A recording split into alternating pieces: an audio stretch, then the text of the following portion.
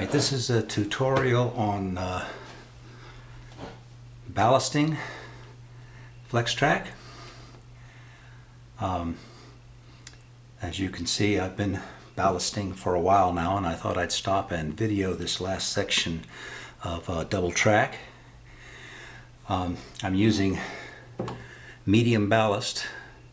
Even though this is an N-scale track, I think the medium looks better when it's done right than the fine ballast, but that choice is up to you. I'm also using a dark and light gray mix with a little iron ore mixed in to sort of give it more of a quartz look, some of that red and pink in there.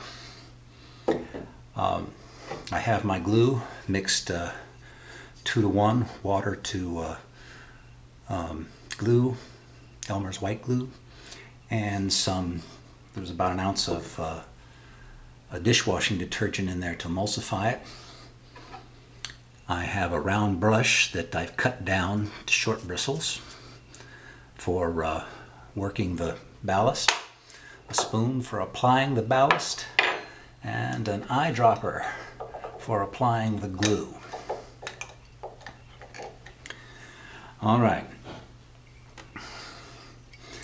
I'll take my ballast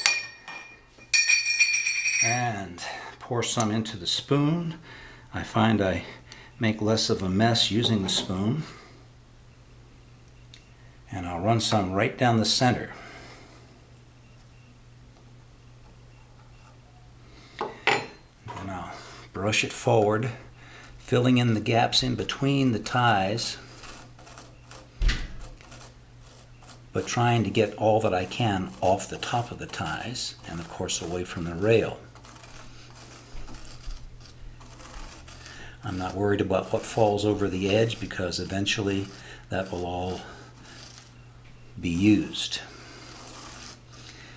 And you will also notice that I only have the cork roadbed underneath the track. I don't have any of the roadbed extending beyond it. I find this makes a neater and more realistic size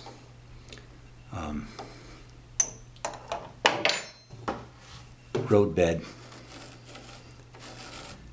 than using the full wide length of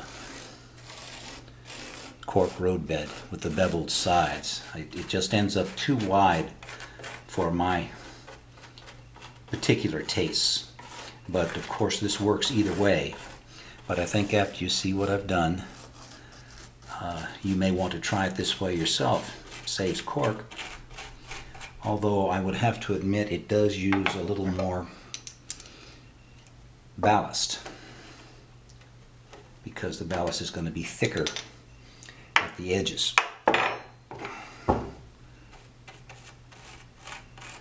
Okay. Now, at this point, it doesn't have to be perfect because you can't get it perfect, so don't strive for it. We can come back later after the glue has set and clean up pieces in the center there that we don't want there. Okay.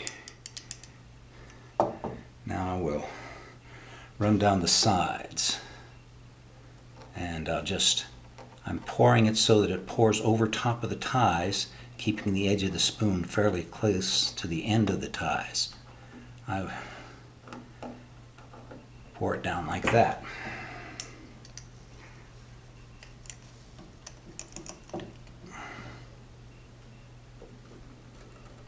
Because we're going to want ballast in between every tie.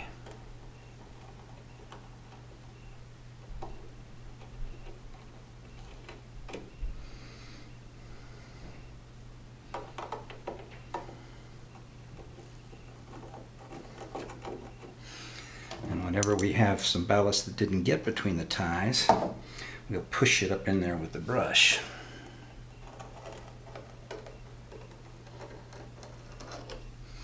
Yeah.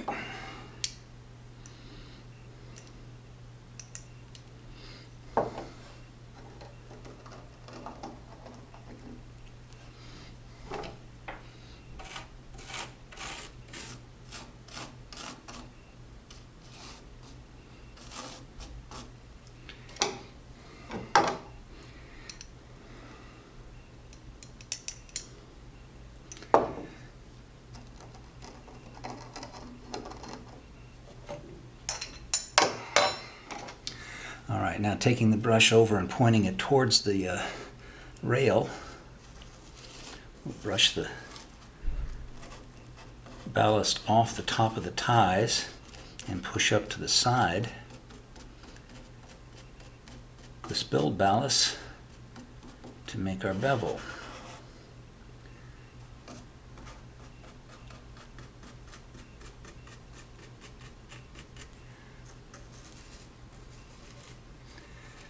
You'll also notice that my ties have all been painted, and as have my rails. This is not necessary, but again, it's going to give you a much nicer looking track, because I don't believe anyone's ever seen shiny rails on a railroad track. They're always rusty. They were rusty when they arrived at the rail bed from the factory. The only part that should shine is the part where the train runs over it, because that will constantly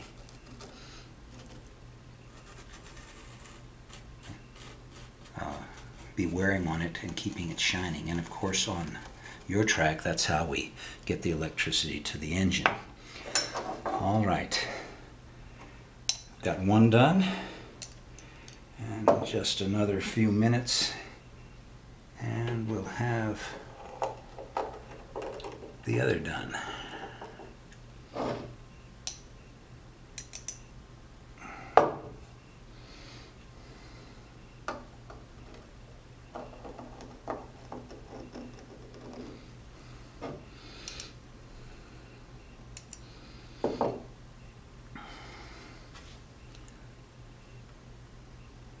Selection of the color of ballast is basically a personal choice, unless you're building a specific line. Then you're limited to trying to match whatever's really there or was there when the line was in use.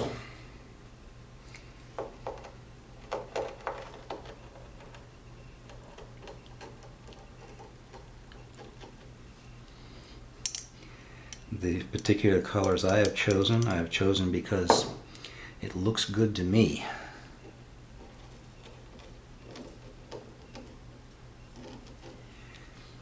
And if this isn't the exact color of the Denver, Rio Grande, and Western line, I'm sorry. But it looks good to me. And that's what's important.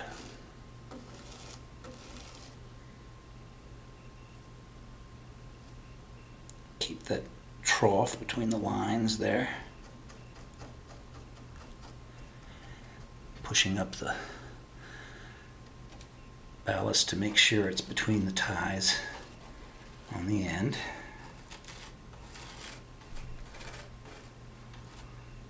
If it looks like it's too square, you can punch it down to keep the bevel.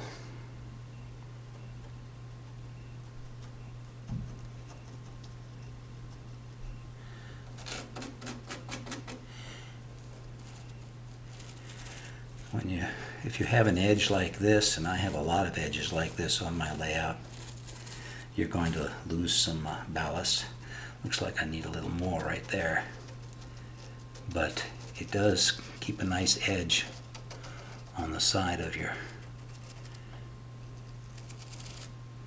layout. Looks like I need a little more there.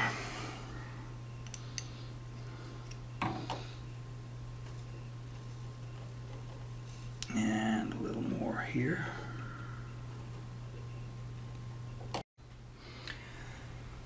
All right, we're finished with the ballasting. Laying the ballast. Now I'll take my glue and my eyedropper,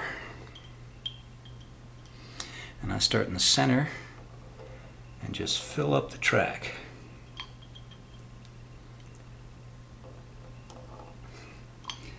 The dishwashing liquid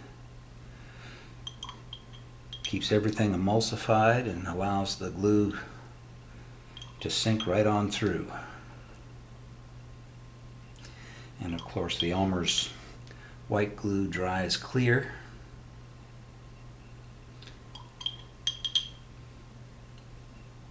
So it won't discolor it.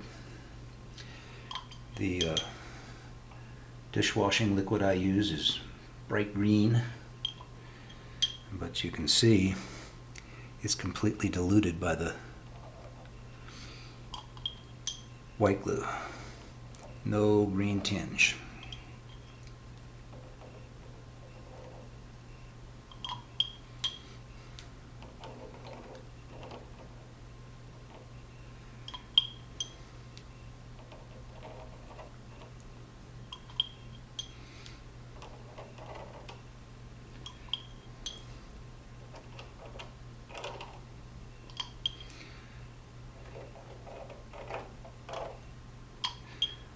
As far as to how much glue to use, I don't know if there's such a thing as too much. I don't recall ever saying to myself, gee, I wish I hadn't put that much glue in that area. And I also wish I hadn't moved the camera. Alright, we're doing fine.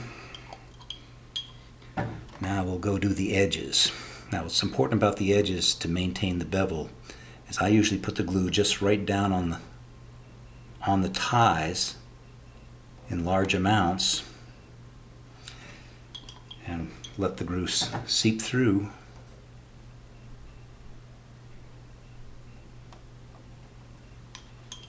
to the bottom.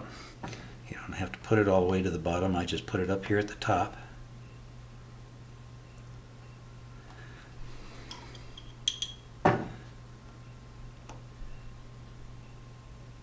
And it seeps all the way through.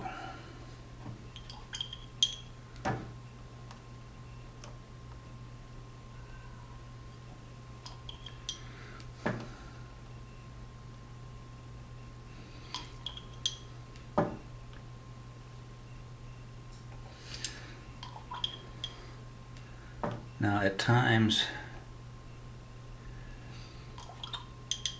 if you put this glue, if you let the glue hit a dry spot of ballast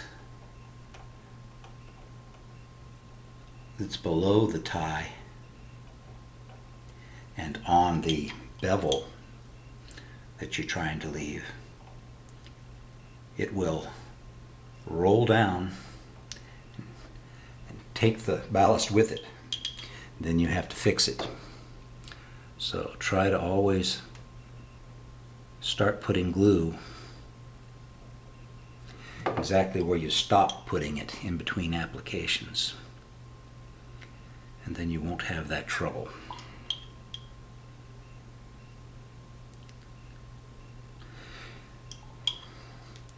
Stay at the top.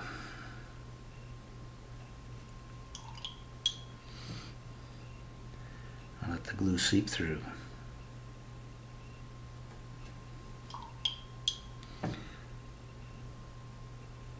Try not to touch the ballast with your applicator. It may cause you to ruin the nice little bevel you work so hard to create.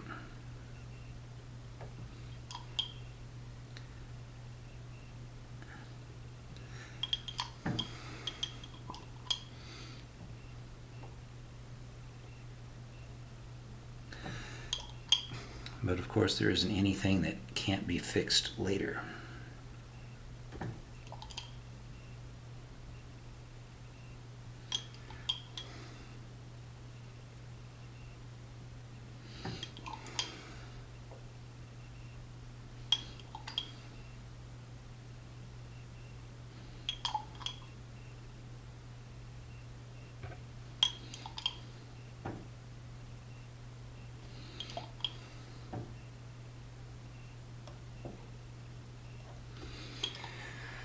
Now, in the center, again, we've got to be careful for that rolling drops of glue because we don't want to destroy our little trough here between the two rail lines. Again, just stay on the top, start where you finished, and let the glue do the work.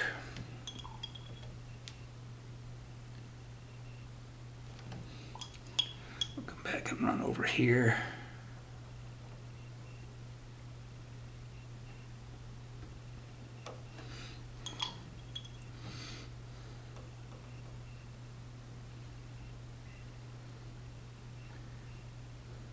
And continue until everything is glued.